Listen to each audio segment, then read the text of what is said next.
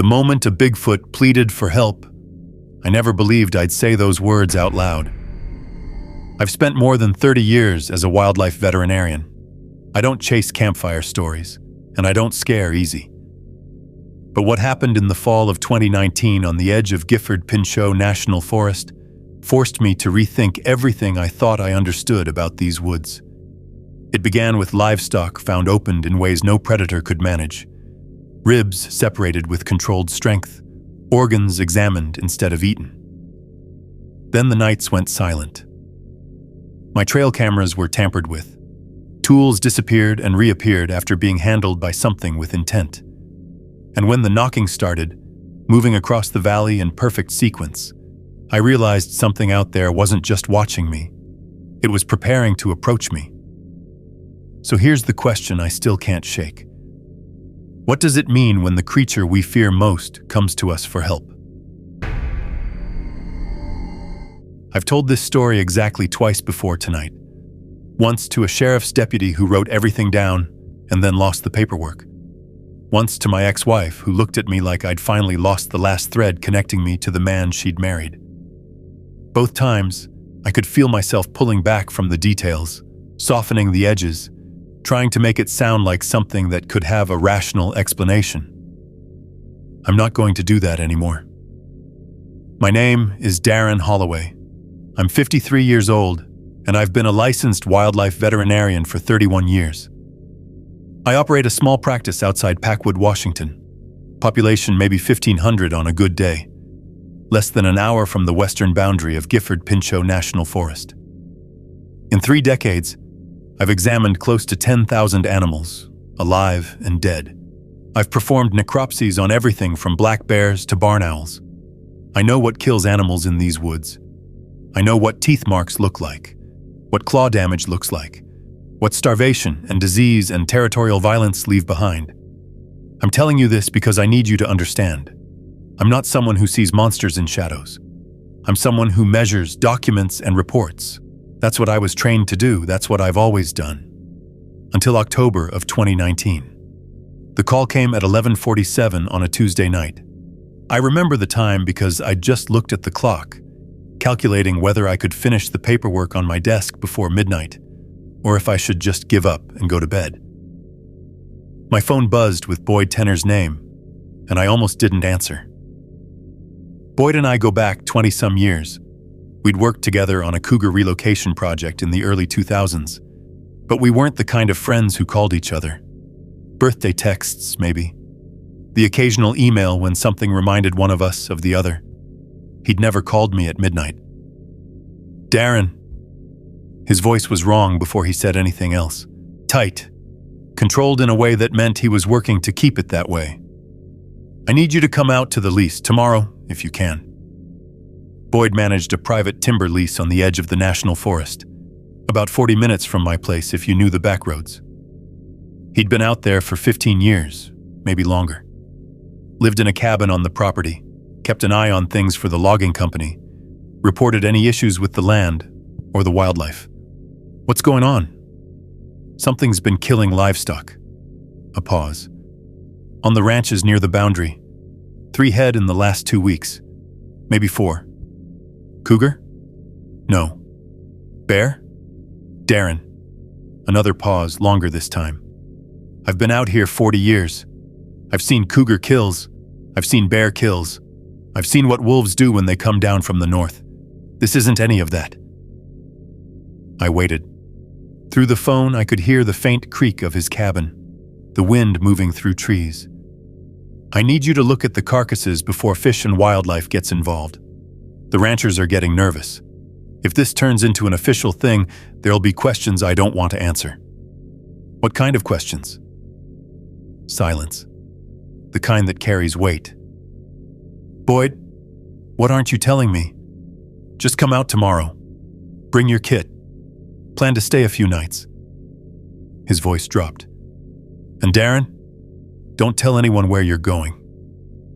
He hung up before I could ask anything else. I sat there for a long time, staring at my phone.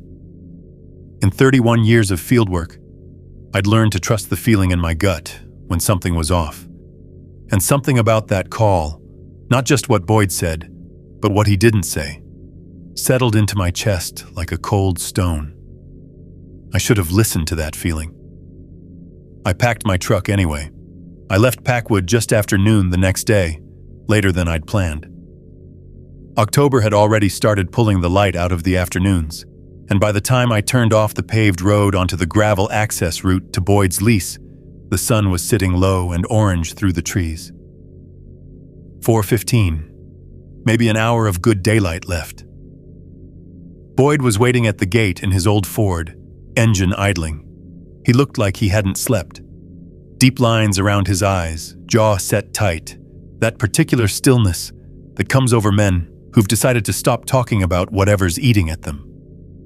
He just nodded when I pulled up, then turned his truck around and led me down a logging road I'd never been on before. We didn't stop at his cabin.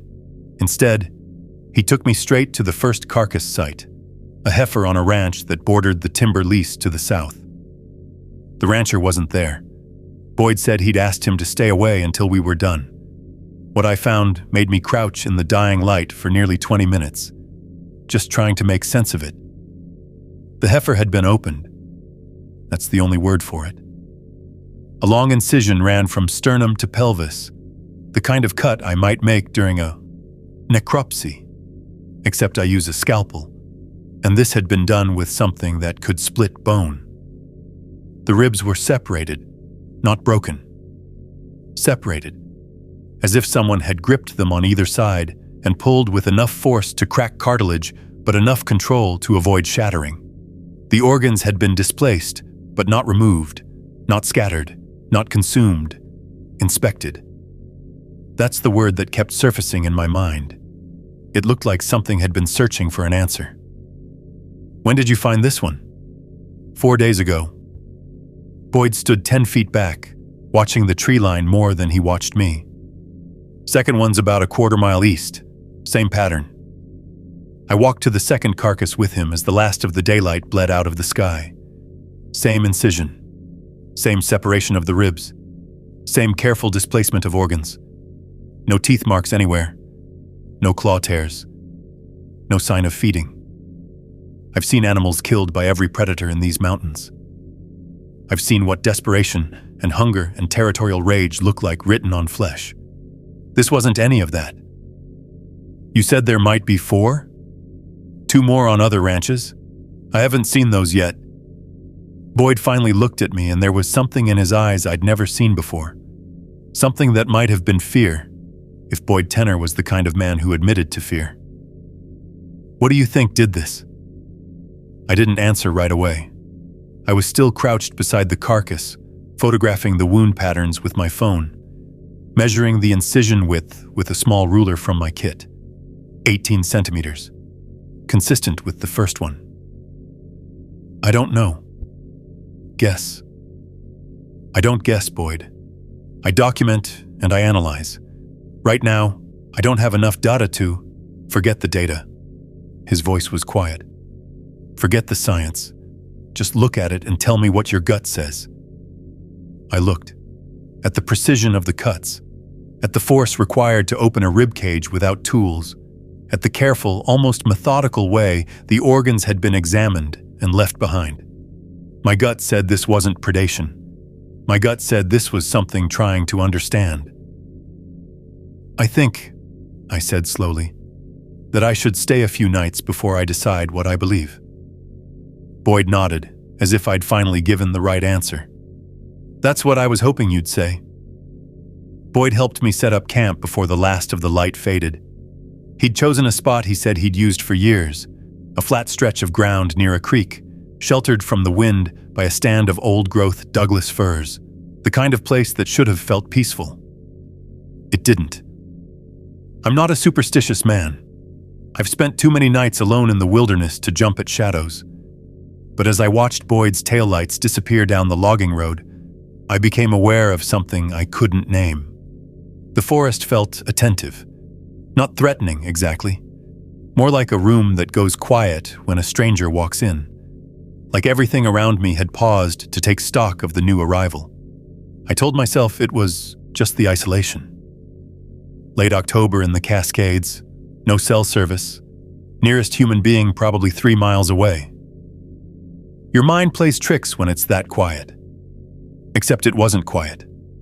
That's what I realized as full darkness settled in.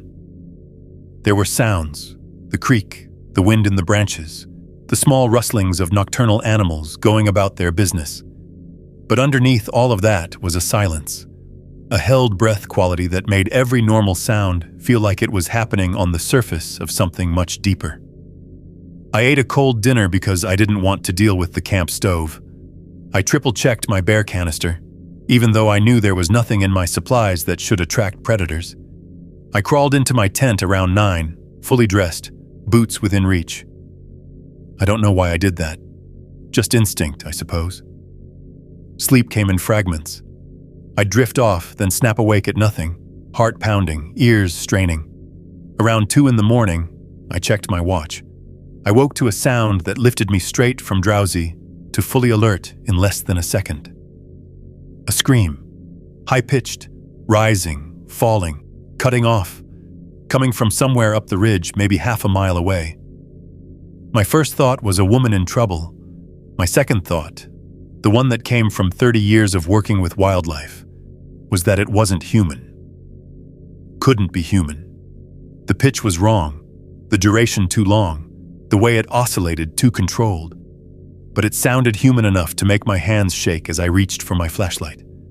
Before I could decide whether to investigate, I heard something else. A knock. Heavy. Wood on wood.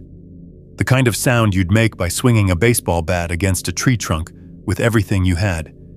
It came from the east, maybe a quarter mile away. Then another knock, farther west. Same resonance, same force. Then a third, farther still, moving across the valley like something was tracking a path, or marking territory, or...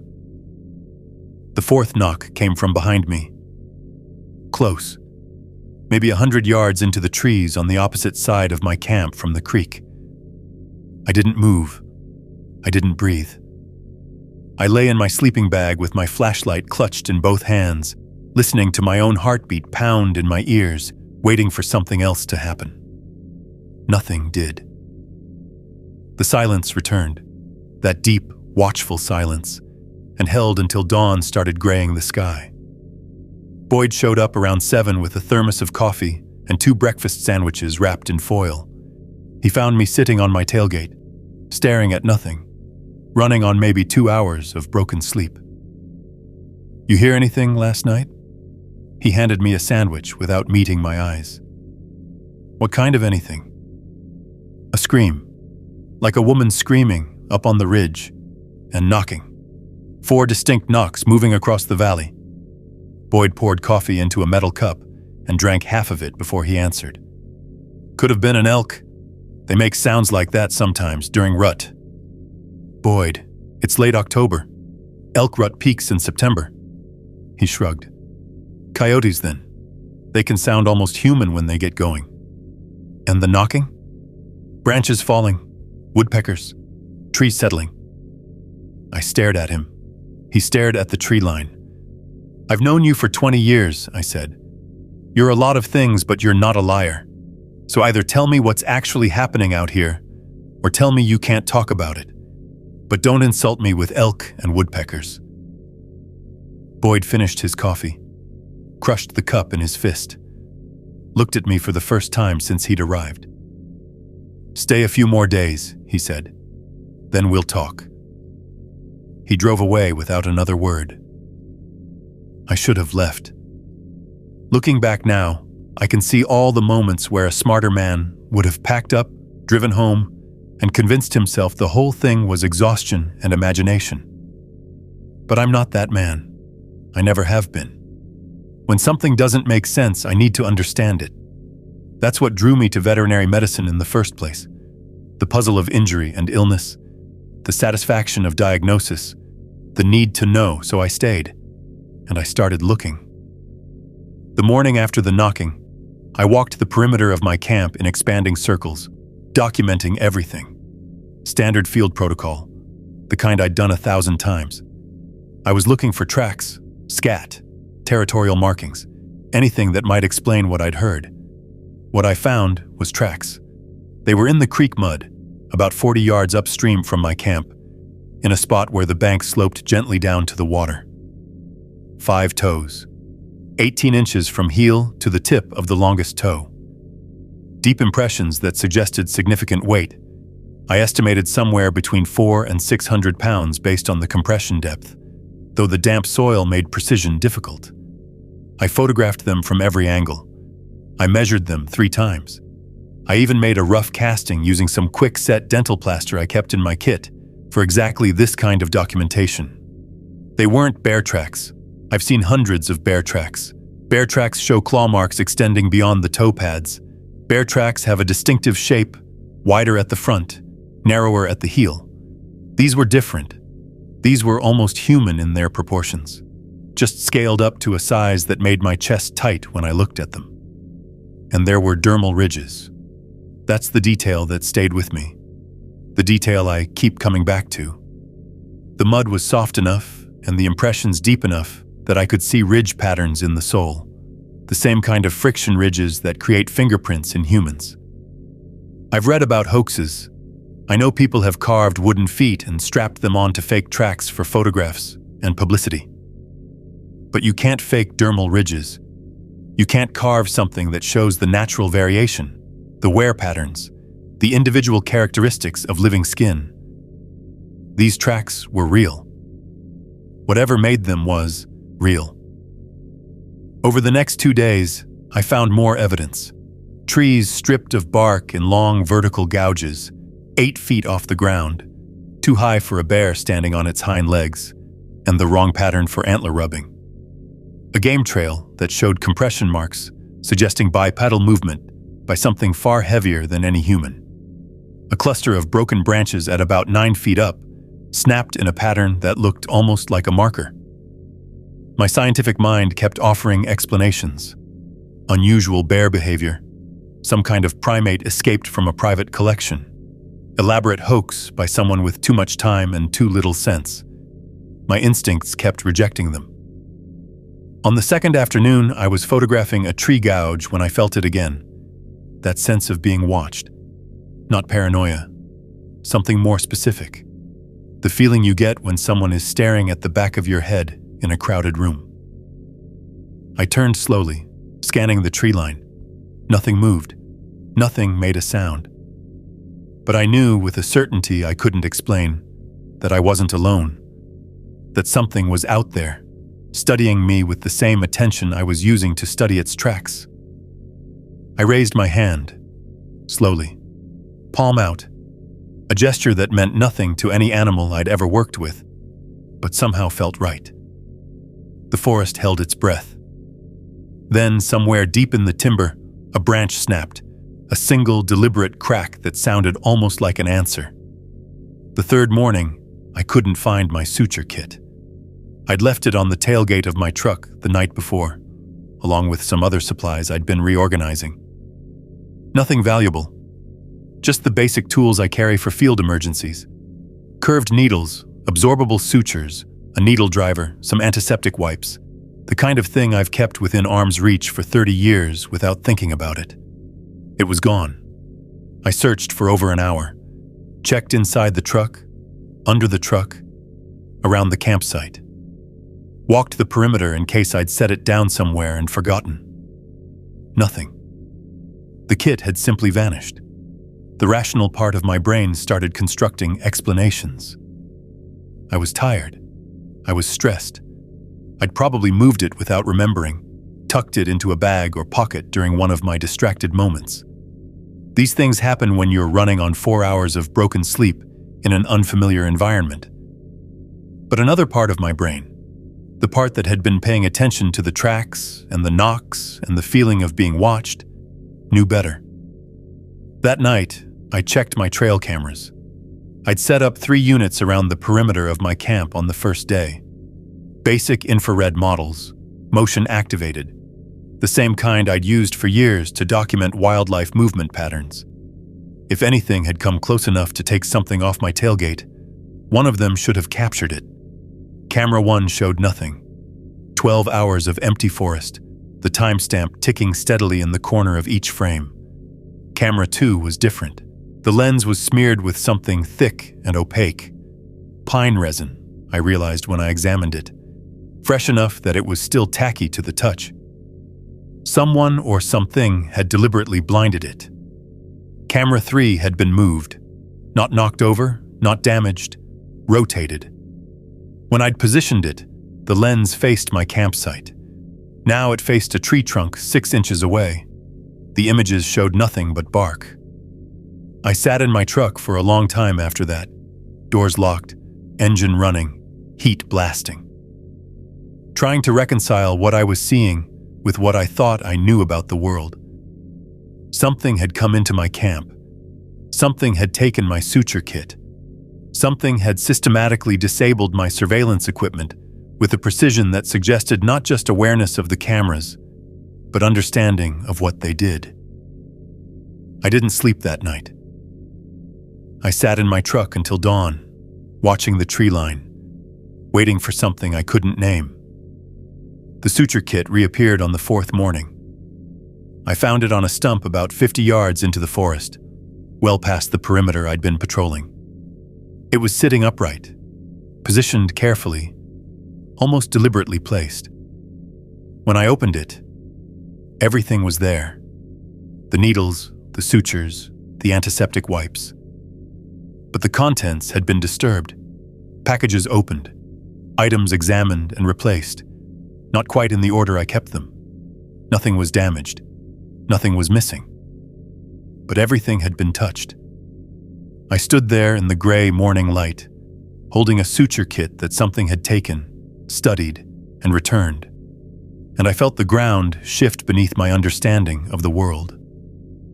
Whatever was out here, it wasn't just avoiding detection. It wasn't just surviving in the margins of human territory. It was curious. It was investigating me with the same systematic attention I'd been using to investigate it. The question that kept circling in my mind wasn't what anymore. It was why. Why the interest in my medical supplies? Why take the suture kit specifically, examine it, and bring it back? Why disable my cameras instead of simply avoiding them? I thought about the livestock carcasses, the surgical precision, the organs that had been inspected but not consumed. Something was trying to understand. Something was searching for answers. I just didn't know yet what the question was. I drove to Boyd's cabin that afternoon. I didn't call ahead. I didn't give him the chance to prepare another deflection. He was on his porch when I pulled up, sitting in an old wooden rocker with a cup of coffee going cold in his hands. He watched me get out of my truck and walk toward him, and something in his expression shifted. Relief, maybe, or resignation. "Took you longer than I expected," he said. "Tell me what's happening on this land, Boyd. All of it." He was quiet for a long moment. Then he stood, went inside, and came back with a bottle of whiskey and 2 glasses. He poured us each 3 fingers and sat back down. 15 years, he said. That's how long I've known. The story came out slowly, in fragments and half-finished sentences. Boyd wasn't a man who talked about things he couldn't explain, and every word seemed to cost him something. He'd first heard the knocks in 2004, dismissed them as falling timber, ice cracking, the normal sounds of a forest settling into winter. Then he'd started finding the structures, teepee-like formations of woven branches, deep in the timber, in places no hiker or hunter would ever go. Too deliberate to be windfall, too consistent to be coincidence. He'd seen glimpses, movement in his peripheral vision that was too large, too upright, too wrong to be any animal he recognized. He'd found tracks like the ones I'd photographed, and he'd done exactly what I would have done. Told himself there had to be another explanation. Then, 7 years ago, he'd had an encounter he'd never told anyone about. He'd been hiking a ridge trail at dusk when he'd walked into a clearing and found himself face to face with something that stopped his heart. 8 feet tall, he said, his voice dropping. Maybe more. Standing at the edge of the trees, just watching me. I couldn't move, couldn't breathe.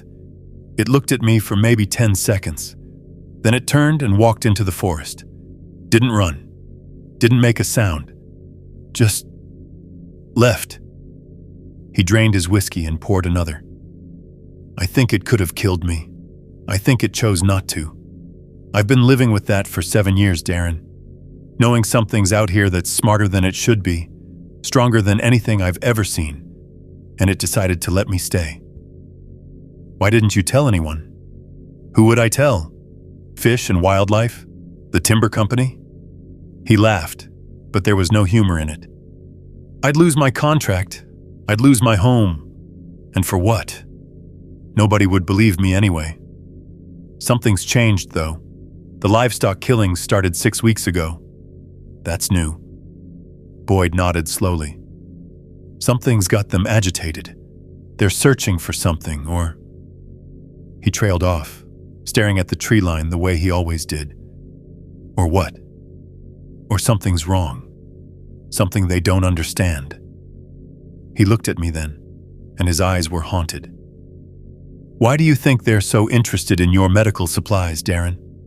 What would make something that's survived out here for God knows how long suddenly start looking for a doctor? The question hung in the air between us, and I felt the first cold edge of an answer I didn't want to understand. 2 nights after Boyd's confession, they came closer than ever before. I'd moved my camp by then, not far, just to a spot with better sightlines and fewer trees pressing in from all sides. I told myself it was a tactical decision, that I wanted clearer photographs if anything approached. The truth was simpler. I couldn't stand the feeling of being surrounded by darkness I couldn't see into. It didn't matter. They found me anyway. I woke at 2:14 in the morning. I know the exact time because checking my watch was the first thing I did, to a smell that made my eyes water. Musk. Decay. Something organic and warm underneath, like unwashed skin, like a body that had been sweating and living and moving through the forest for years without ever knowing soap or shelter. The smell was close, right outside my tent, close enough that I could hear breathing. Not the rhythmic panting of a bear, not the quick, shallow breaths of a deer or coyote. These were slow, deliberate exhalations, the kind of breathing you do when you're trying to be quiet, when you're listening. I didn't move. I barely let myself inhale. I lay in my sleeping bag with my headlamp clutched in one hand, every muscle locked, listening to something massive breathe less than 3 feet from where I lay. The breathing paused when I shifted my weight. Just stopped, mid-exhale, as if whatever was out there had registered my movement and was waiting to see what I'd do next. I did nothing. I don't know how long we stayed like that. Me frozen in my tent, it frozen outside. But it felt like hours. My legs cramped. My hand went numb around the headlamp. I didn't care. Eventually, I heard movement. Footsteps. Not 4-legged, scrambling movement like a bear. 2 feet, placed carefully, one after another, circling my tent with the deliberate patience of something that had all the time in the world. It circled 3 times. I counted. Then it left. I heard it move away into the trees, the footsteps fading until the forest swallowed them completely. I didn't sleep again. At dawn, I crawled out of my tent on shaking legs and found the handprint. It was pressed into the soft earth less than 2 feet from my tent stake. 5 digits, proportions almost human, but scaled to a size that made my stomach turn. The palm alone spanned nearly 12 inches. The fingers were thick, powerful, pressed deep enough into the soil that I could see the texture of the skin. I photographed it with hands that wouldn't stop trembling. I measured it, documented it, went through all the motions of scientific observation, while something inside me quietly came apart. Whatever had left this print had been inches from me while I slept. It could have torn through my tent like tissue paper. It could have done anything it wanted, and I would have been powerless to stop it. But it hadn't. It had circled and listened and left a single handprint like a signature. I was here. I could have touched you. I chose not to. I called Boyd from the one spot on the lease where my phone sometimes got a single bar of service. Told him what had happened. Told him I was thinking about leaving. "That's your choice, he said. "But if you go now, you'll spend the rest of your life wondering." He was right. I knew he was right. I stayed. The structure changed everything. I found it on my 6th day, about a milestone and a half from my camp, in a section of old-growth timber so dense that the canopy blocked most of the daylight. I'd been following a game trail, documenting tracks and tree markings, when I pushed through a thicket of ferns and stopped dead.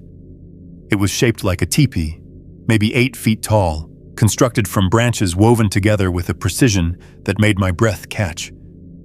This wasn't a debris pile. This wasn't windfall arranged by chance. The branches had been selected for size and flexibility, stripped of smaller twigs, interlaced at angles that required planning, required hands. I approached slowly, heart hammering, camera raised. The opening faced away from the prevailing wind, the way a shelter should. The interior was dry despite the recent rain. Whoever, whatever, had built this understood construction principles that humans had taken thousands of years to develop. Inside, arranged on a flat stone like items on an altar, I found my things. An empty bottle of antiseptic from my kit, a roll of gauze partially unwound, a pair of surgical scissors I'd been missing for 2 days without realizing it. Nothing valuable, nothing useful for survival in the traditional sense. Just medical supplies, taken from my truck, carried over a mile through dense forest, and arranged with obvious care in a structure that shouldn't exist. I sat down heavily on a fallen log, staring at my own possessions laid out like offerings, and tried to process what I was seeing. They hadn't just been watching me. They'd been cataloging me, testing what I carried, examining my tools, trying to understand what kind of creature I was and what I could do. The livestock carcasses flashed through my mind, the surgical incisions, the organs that had been inspected but not consumed. They were searching for something, learning something, and now they'd identified me as someone who might have answers. That night, I made a decision that still haunts me. I took a small first aid kit from my supplies, bandages, antibiotic ointment, alcohol wipes, basic wound care materials, and I left it on the stump where my suture kit had reappeared days earlier. An offering of my own. A message I didn't know how to put into words. I don't know what you need, but I'm trying to understand.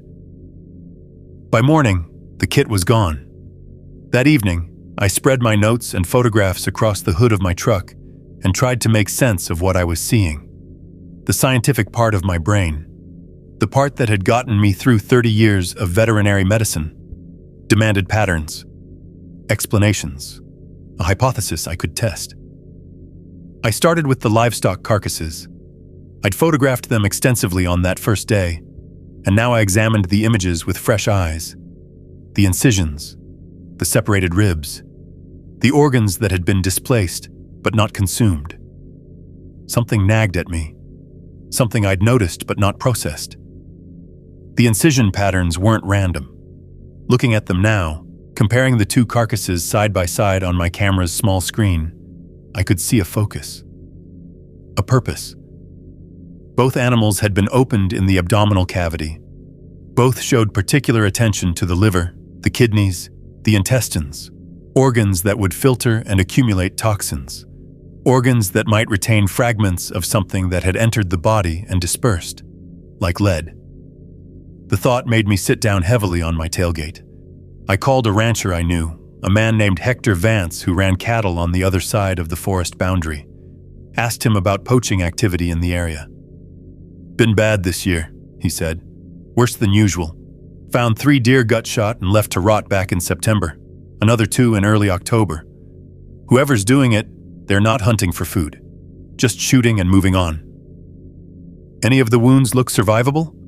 Animals that might have walked away injured?" "Maybe. Hard to say." "Why?" I didn't have an answer I could give him. I thanked him and hung up. The hypothesis formed slowly. each piece clicking into place with a logic that made my skin crawl. The creatures had been living in these woods for years, decades, maybe longer, without drawing attention. They'd coexisted with Boyd, with the ranchers, with the occasional hiker who wandered too deep into the timber. They'd stayed hidden because staying hidden was how they survived. Then something changed. One of them got shot. A juvenile, based on the wound I would see 2 nights later, though I didn't know that yet. A large caliber rifle round, the kind a poacher might use on deer, punching through the abdomen and lodging somewhere inside. They didn't understand what had happened. They'd never encountered a bullet before, a tiny piece of metal that entered the body, caused catastrophic damage, and then disappeared into the tissue. No teeth, no claws, no predator they could identify or defend against. So they started searching for answers. The livestock deaths weren't predation. They were autopsies. The creatures were examining animals that had been shot, trying to understand the mechanism that was killing one of their own. They were looking for the cause of a wound they couldn't explain. And when they saw me, a human who carried medical equipment, who examined wounds and treated injuries, they recognized something. Not a threat, not prey. A potential solution. I sat in the gathering dark, watching the tree line, feeling the weight of what I'd realized settle into my bones. They weren't just curious about me. They weren't just cataloging my supplies out of random interest. They were desperate. Somewhere out there in the forest, something was dying. And they'd identified me as the only creature in their world who might be able to help. The first aid kit I'd left on the stump was gone. The structure held my medical supplies like sacred objects. They'd been watching me, testing me, trying to determine if I could be trusted. I understood now what Boyd had meant when he asked why they were so interested in my equipment. They were looking for a doctor. And somehow, against all logic, they'd found one. Everything I've told you so far, the tracks, the sounds, the missing tools, the structure in the woods, all of it was just preamble. Context for what happened on the 5th night. I've relived those minutes 1,000 times. I've described them to therapists, to skeptics, to other people who've had experiences they can't explain. Every time, I lose something in the translation. Words aren't built for what I saw, but I'll try. I went to sleep around 10 that night, earlier than usual. Exhaustion had finally caught up with me.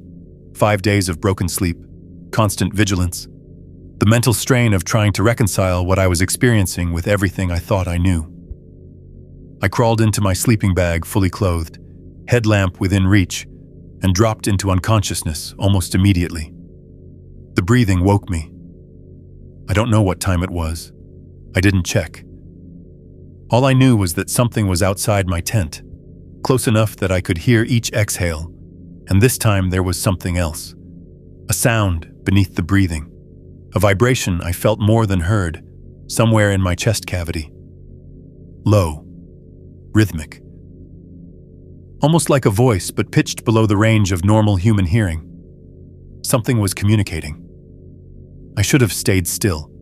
I should have waited for dawn, let whatever was out there lose interest, kept the thin nylon wall between me and the unknown. Instead, I reached for my headlamp. I unzipped the tent flap. I looked. 10 feet away, crouched in the darkness but still impossibly tall, was a figure that stopped my heart. Broad shoulders covered in dark fur, matted and thick. Arms longer than they should be, proportioned wrong for any primate I'd ever studied. A face that was almost human, almost, with deep-set eyes that caught my headlamp beam and reflected amber like a cat's, like something designed to see in darkness. The smell hit me a second later. Musk, decay, sweat. Something alive and wild and ancient. My body locked. Every muscle, every nerve, every instinct screaming at me to run, to hide, to make myself small. But I couldn't move. I couldn't look away. Then I saw what it was holding. Cradled in its massive arms, pressed against its chest, was a smaller form, maybe 5 feet long, limp, unmoving, and across its abdomen, visible even in the harsh white beam of my headlamp, was a wound. Ragged, infected, the kind of damage I'd seen in animals hit by high-powered rifles and left to die slow. The adult didn't run. It didn't attack. It didn't make any of the moves I'd been bracing for. Instead, it extended its arms, held the juvenile toward me, and in its eyes, those amber, inhuman eyes, I saw something I will never forget. Desperation, pleading, the universal expression of a parent watching their child die and begging for help. It had brought me a dying child, and somehow, impossibly, it was asking me to save it. I don't remember making a decision. One moment I was frozen in the mouth of my tent, headlamp beam trembling across that impossible scene. The next I was moving, grabbing my veterinary kit, stepping out into the cold October air to do the only thing I've ever known how to do, help. The adult watched me approach. It didn't retreat, didn't growl or posture or show any of the defensive behaviors I'd expect from a wild animal protecting its young. It simply waited, those amber eyes tracking my every movement, until I was close enough to reach out and touch the juvenile in its arms. "Put it down," I said. My voice came out steadier than I expected. "Lay it on the ground, gently." I don't know if it understood my words or just my intent, but it knelt, a fluid motion that reminded me absurdly of a human parent lowering a sleeping child into bed, and placed the juvenile on the forest floor at my feet. Then it stepped back, 3 feet, close enough to intervene if I did something wrong, far enough to let me work. I knelt beside the juvenile and let my training take over. The wound was catastrophic. A large caliber rifle round, .30 caliber, maybe larger, had entered the left side of the abdomen and torn through muscle and viscera before lodging somewhere deep inside. The entry point was ragged, the surrounding tissue hot with infection. Pus seeped from the edges. The smell was worse than the adult's, rot layered over rot, the unmistakable scent of flesh dying from the inside out. The juvenile's breathing was shallow, rapid. Its eyes were closed, but it stirred weakly when I touched the wound, making a sound that broke something in me. A whimper, high-pitched, almost human. I worked by headlamp, my hands moving through procedures I'd performed hundreds of times on animals a fraction of this size. I cleaned the wound as best I could, flushing debris and pus with saline from my kit. I debrided the dead tissue with scissors and forceps, cutting away what couldn't be saved. I packed the cavity with gauze soaked in antiseptic, knowing it wasn't enough, knowing nothing I had was enough for damage this severe. The whole time, the adult watched. Occasionally it produced those low, subsonic vocalizations, not directed at me, I realized, but at the darkness beyond. At the trees. At others I couldn't see but could somehow feel, gathered in the shadows, witnessing. I was being observed, evaluated, judged. 17 minutes.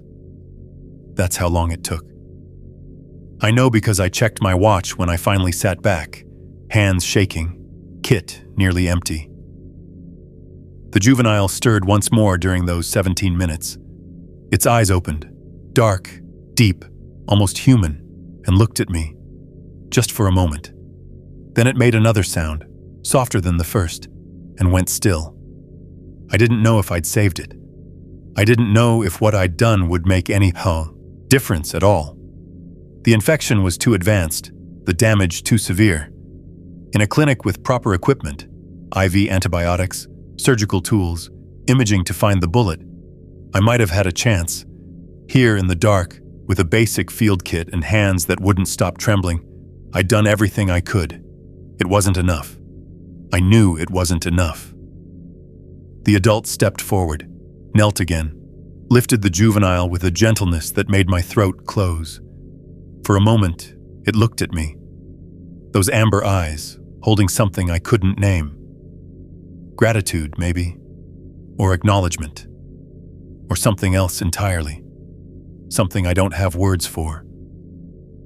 Then it turned and walked into the forest. No sound, no backward glance. Just gone, swallowed by the darkness between the trees, carrying its child toward a fate I would never know. I sat in the dirt beside my empty kit until dawn. I drove into Stevenson the next morning. I don't remember most of the drive, just fragments, images that surfaced like debris from deep water. My hands white-knuckled on the steering wheel. The faces of other drivers, normal people living normal lives, impossibly distant. The strange, dissociated feeling of moving through a world that hadn't changed while everything inside me had. I needed to tell someone. I needed to make it real, to put it into words and have another person hear it and confirm that I wasn't losing my mind. Boyd had his own reasons for silence, his own decades of careful coexistence with the impossible. I needed someone official, someone whose job it was to document things that happened in these woods. The Skamania County Sheriff's Department operated out of a small building on a quiet street. I parked in the lot, sat in my truck for 10 minutes gathering my thoughts, then walked inside. Deputy Ray Oberg took my statement. He was younger than I expected, mid-40s, clean-shaven, with the kind of neutral expression that comes from years of listening to people describe things they'd rather not describe. He led me to a small interview room, offered me coffee I declined, and sat across from me with a legal pad and a pen. "Take your time," he said. "Start from the beginning." So I did. The livestock carcasses, the tracks, the sounds at night, the missing tools, the structure in the woods, the handprint outside my tent, and finally, the fifth night. The creature and its wounded juvenile. The 17 minutes I'd spent trying to save something that shouldn't exist. Oberg wrote everything down. His handwriting was small, precise, bureaucratic. His face never changed. Not when I described the tracks, not when I told him about the surgery, not when I tried to explain the look in the adult creature's eyes. When I finished, he set down his pen and looked at me. "Is there anything else? Isn't that enough?" He didn't answer, just nodded, closed his notepad, and told me they'd be in touch if they needed anything further. 1 week later, I drove back to Stevenson and asked to see the report. It didn't exist. No record of my visit. No documentation of my statement. Nothing in the system suggesting I'd ever walked through their doors.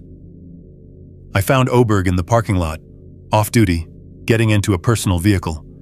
He saw me coming and stopped, keys in hand, face unreadable. "The report?" I said. "What happened to it?" He glanced around. Checking for witnesses, I realized. "There are things that happen in these woods," he said quietly. "Things that don't make it into official records. Cases that get lost because filing them causes more problems than it solves. You're telling me you destroyed evidence. I'm telling you that you're not the first person to sit in that room and describe something impossible. And you won't be the last." He opened his car door. "My advice, let it go. Go back to your practice. Treat dogs and cats and pretend this never happened." "And if I can't?" He looked at me for a long moment. Something shifted in his eyes. Recognition, maybe. Understanding. "Then you'll spend the rest of your life looking for answers nobody's going to give you." He drove away without another word. 3 weeks passed before I went back. I tried to resume my normal life. I saw patients at my practice. Dogs with hip dysplasia, cats with kidney problems, the occasional farm call for a colicky horse. I went through the motions, smiled at clients, wrote prescriptions, pretended I was the same man who had driven out to Boyd's lease in late October expecting nothing more than unusual predator damage. I wasn't. I knew I wasn't. And eventually, I stopped pretending. The pull to return was physical, like a hook in my chest, tugging me toward those woods every time I let my guard down. I dreamed about the juvenile's eyes, dark, almost human, looking at me in that single moment of consciousness before it went still. I dreamed about the adult's expression as it carried its child back into the darkness. I woke up at 2 a.m. every morning, listening for sounds that weren't there. On the 23rd day, I packed my truck and drove back to the lease. Boyd met me at the gate. He didn't look surprised. "Figured you'd be back," he said. "They always come back. The ones who've seen." I didn't ask who they were. I didn't want to know how many others had stood where I was standing, carrying the same weight I was carrying. The forest felt different this time. Not hostile. I want to be clear about that. If anything, it felt almost welcoming. The silence had a different quality. Less watchful, more expectant. Like the woods knew I was coming and had decided I belonged there. I hiked to the structure where my medical supplies had been taken. The teepee of woven branches was still standing, undisturbed by the November winds. But inside, everything had changed. My surgical scissors lay on the flat stone at the center, cleaned and positioned with obvious care. The blades gleamed in the thin light filtering through the branches. Beside them sat a tuft of dark fur, coarse, almost wiry, about the size of my palm. I picked it up carefully, feeling the texture between my fingers. Real. Undeniably real. There were teeth, too. 5 of them, arranged in a small arc. They weren't human. The shape was wrong, the size too large, but they weren't quite animal either. Somewhere in between. Like everything else about these creatures. And there was my first aid kit. The one I'd left on the stump as an offering, the night before everything changed. It had been returned, placed precisely beside the other objects, unopened except for one item. The antibiotic ointment was missing. I sat back on my heels, staring at the arrangement, and felt something shift in my understanding. These weren't random objects. This wasn't hoarding behavior or animal curiosity. This was communication. A message assembled from the only shared language we had, the physical items that had passed between us. We took what we needed. We returned what we didn't. And we remember what you did. The scissors, returned because they served no purpose for creatures without my training. The fur and teeth, offered in exchange, perhaps. Payment, or proof of identity. The first aid kit, with only the antibiotic ointment removed, evidence that they understood, at least partially, what the supplies were for. Evidence that the juvenile might still be alive. I don't know how long I sat there. Long enough for the light to shift, for the shadows to deepen around me. When I finally stood, my legs had gone numb and my hands were shaking. I'd brought another first aid kit with me, larger this time, with more comprehensive supplies. I placed it on the stone beside the scissors and stepped back. Then, and I know how this sounds, I know how absurd it is, I pulled a small notebook from my pocket, tore out a page and wrote a message. I hope it survived. If there's anything else I can do, I'll try. I folded the paper, placed it under the kit, and left. 1 week later, I came back. Boyd told me later that he'd seen me drive past his cabin and hadn't tried to stop me. He understood, he said. Some doors once opened can't be closed. The structure was unchanged. The first aid kit was gone. The note was gone. In their place, centered on the flat stone where I'd left my message, was a single feather. It was blue. Not the muted blue of a jay or the iridescent blue of a starling. A deep, rich, almost impossible blue, the color of twilight, of deep water, of something that had no business existing in these woods. I've researched every bird species native to the Pacific Northwest. I've consulted ornithologists, shown them photographs, asked them to explain what I found. None of them can identify it. None of them have ever seen a feather that color from any bird in this region. I still have it.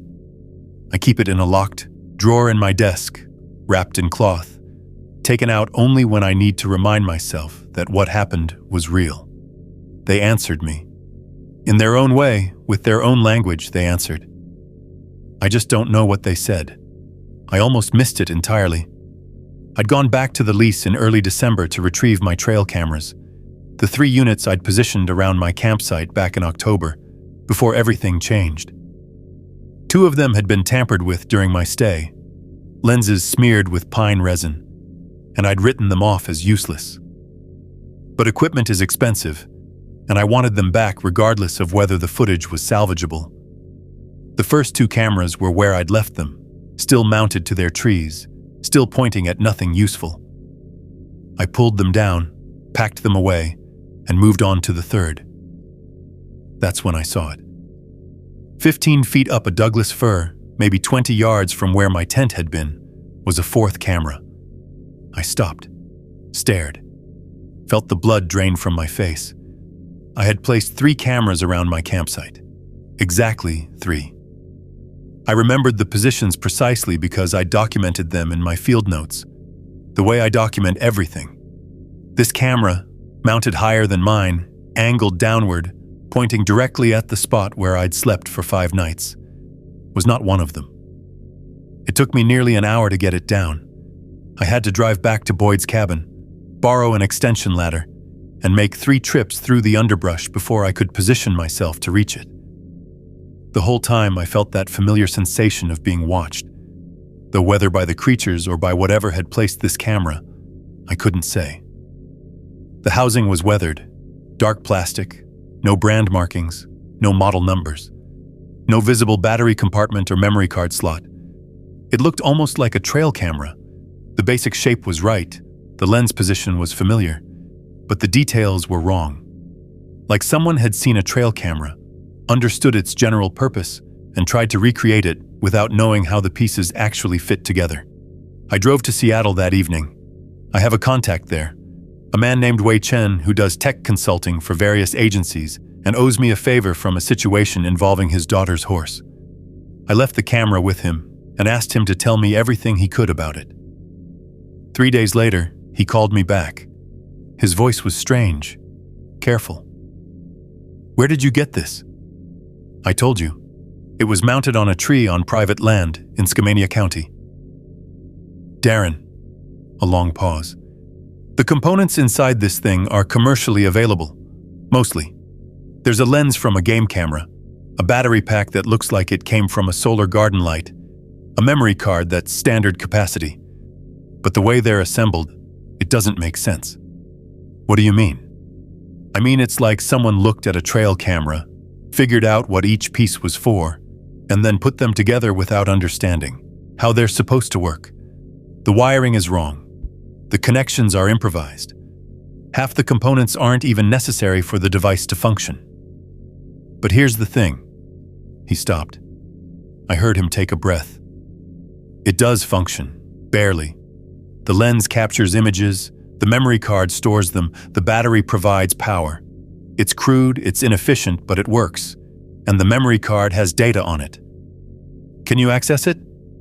No, it's encrypted. And not with any method I've ever seen. I ran it through every decryption tool I have, commercial and otherwise. Nothing. Whatever locked this data, it wasn't standard software. I sat in my truck for a long time after that call, watching the winter rain streak down my windshield, trying to process what Wei had told me. Either a human agency, government, private, something I'd never heard of, had been monitoring that stretch of forest with deliberately primitive-looking equipment and military-grade encryption, or something non-human had been watching me, learning from me, studying the technology I carried and attempting to replicate it. Neither possibility made sense. Neither possibility let me sleep that night, or the night after, or any night since. The camera sits in my office now, on a shelf beside the blue feather and the plaster cast of the 18-inch track I made back in October. Evidence that I can't explain. Evidence that no one wants to hear about. Evidence that I was never the only one watching. The first call came in February, 4 months after the encounter. I was in my office finishing paperwork from a routine space surgery when my cell phone rang. The number was unfamiliar. A Northern California area code somewhere near Redding, I almost let it go to voicemail. Something made me answer. "Is this Darren Holloway, the veterinarian from Packwood?" The voice was female, older, maybe late 50s, professional, controlled, but with an undercurrent of something I recognized immediately. The sound of someone who had seen something they couldn't explain and was still trying to decide whether to talk about it. "Who's asking?" "My name is Dr. Patricia Vance. I'm a veterinarian in Shasta County. I got your name from... Honestly, I'm not entirely sure how I got your name. A colleague mentioned you, said you might understand something I experienced last fall." I closed my office door, sat down. "I'm listening." Her story took 45 minutes to tell. The details were different. Her encounter had happened in the Trinity Alps wilderness, near a remote cabin she used for backcountry horse rescue work. But the shape of it was the same. The feeling of being watched. Objects moved and returned. Structures in the woods that shouldn't exist. And finally, an encounter, not with a wounded juvenile in her case, but with an adult that had approached her while she was treating an injured mule deer she'd found on the trail. "It didn't threaten me," she said. "It just watched, like it was taking notes. And when I finished treating the deer, splinting a broken leg, nothing complicated, it made a sound, low, almost below hearing, and then it left." "Did you report it?" A long pause. "I tried. The ranger I spoke to looked at me like I'd lost my mind. There's no official record of the conversation." I thought about Deputy Oberg in the parking lot. "You're not the first, and you won't be the last." "Dr. Vance," I said, "how did you really get my name?" Another pause. Longer this time. "That's the part I can't explain. A few weeks after my encounter, I found something in the structure near my cabin. The one where they'd been leaving things. It was a scrap of paper, weathered, like it had been carried a long distance. Your name was written on it. Just your name and Packwood, Washington. Nothing else." The second call came in April. A wildlife biologist named Thomas Arnett, working for the Oregon Department of Fish and Wildlife out of an office near Bend. He'd been conducting a population survey in the Cascade Range when he'd started hearing wood knocks that followed him through the forest. Over the course of 3 days, the knocks had led him, and he was certain about this, certain they were leading him, to a drainage where he'd found a juvenile creature caught in an illegal leg-hold trap. "It was still alive," he said, his voice flat in the way voices get when they're holding back something enormous. "Barely. The trap had been there for days. The leg was... I won't describe it. I had a trauma kit with me for emergencies. I did what I could. And the creature... An adult appeared while I was working, just materialized out of the trees, maybe 30 feet away. I thought I was dead, but it didn't move, didn't make a sound, just watched until I finished, and then it came closer, picked up the juvenile, and before it left, it looked at me." He stopped. I heard him take a shaky breath. "It looked at me, Dr. Holloway. Not the way an animal looks at you. The way a person does when they want to say something but can't find the words." "How did you find me?" "A friend of a friend. Someone in academic circles who'd heard rumors. Your name kept coming up. I don't know who started the chain." The third call came in June. A retired park ranger from Idaho named Bill Westbrook, 72 years old, 40 years of service in the Sawtooth Wilderness behind him. He didn't describe an encounter with a creature. He described finding a structure identical to the one on Boyd's lease. Woven branches, careful construction, items arranged inside with obvious intent. "Personal items," he said. "From my cabin, a coffee mug, a photograph of my wife who passed in 2017, a bandana I keep hanging by the door. All arranged like an altar, I suppose. Like someone was trying to understand who I was by studying what I owned. Was there anything else? Anything that seemed like communication?"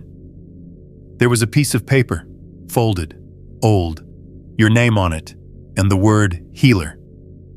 I've thought about that word every day since. healer, written in handwriting that wasn't human. The letters formed correctly, but with pressure patterns no human hand would produce, as Wei Chen confirmed when I showed him a photograph. Whoever or whatever wrote it understood our alphabet, understood enough about me to assign me a role. They're building a network. That's what I've come to believe. They're identifying humans who might help them, veterinarians, biologists, medical professionals, anyone with skills they've recognized through observation, and they're passing our names along through channels I can't begin to understand. A whisper network of the impossible, a hidden referral system for a species that doesn't officially exist. I don't know if the juvenile survived. I've gone back to Boyd's lease 11 times since the encounter. I've left medical supplies, antibiotics, written messages in simple language. Sometimes the supplies disappear. Sometimes they're returned with items I can't identify. Stones, feathers, things that seem to hold meaning I can't decode. Once I found a small bundle of herbs wrapped in bark, pressed into my hand by unseen forces, while I slept in my truck with the windows cracked. Boyd tells me the livestock killing stopped after that night in October. Whatever they were searching for, they found it. Or they found something better, a contact point, a human who would help instead of harm. I still don't know what they want. Not really. I have theories that they're preparing for something, that they're studying us the way we study them, that they're building bridges against some future need I can't imagine. But theories aren't answers. Theories don't explain the blue feather or the impossible camera or the way my name has traveled through the wilderness on scraps of paper carried by hands that shouldn't exist. What I know is this: I was summoned. From the moment Boyd called me about the livestock deaths, I was being evaluated, tested. The missing tools, the returned suture kit, the structure filled with my medical supplies, all of it was an interview. A screening process for a position I didn't apply for and can't resign from. I'm a marked man now. Not marked for death, marked for something else. Something I don't have words for because no human language has ever needed them. They're still out there, still watching, still learning. And sometimes, in the dark hours before dawn, when the silence of my house feels thin and the shadows outside my window seem to move with purpose, I hear it. A single knock, wood on wood, coming from the tree line at the edge of my property. I don't know if it's a greeting or a summons or a warning. I just know they remember what I did, and they're not done with me yet.